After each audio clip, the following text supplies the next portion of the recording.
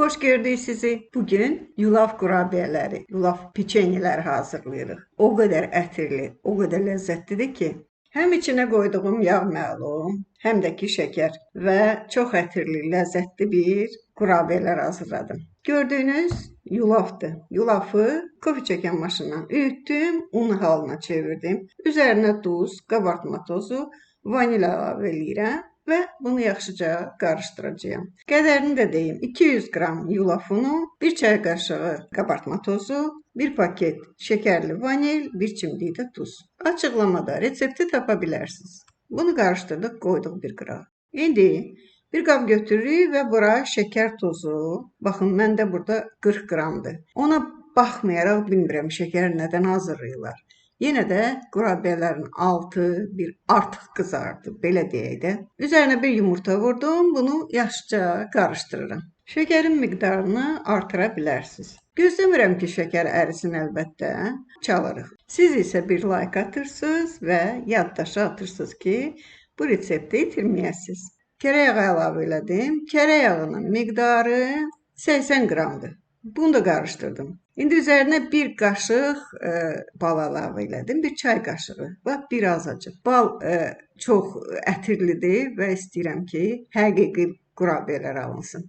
Artıq üyütdüyüm deməli yulafı və qatqılarını bura əlavə elədim, qarışdırdım və salam xəmirimiz hazırdır. Heç valla 5 dəqiqə də getmədi. İndi hazır xəmirimizi heç olmasa yarım saat, 1 saat yerləşdirməliyik soyuducuya. Niyə görə?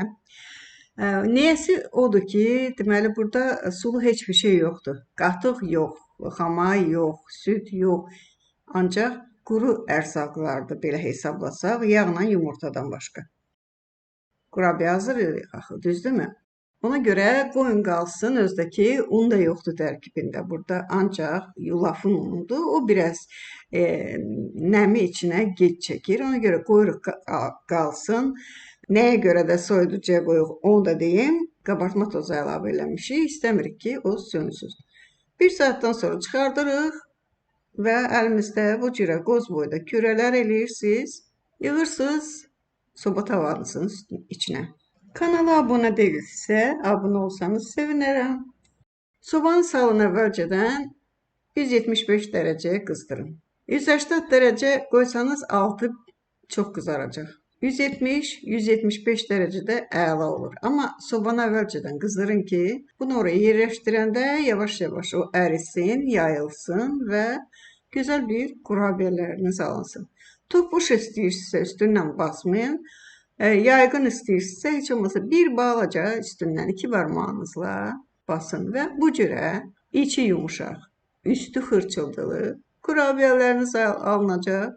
Resept videonun altındadır. Like etməyi unutmayın. Sağ olun, sağlıqla qalın. Gələn videolarda görüşmək üzrə. Şərqiyə xanımdan bu qədər.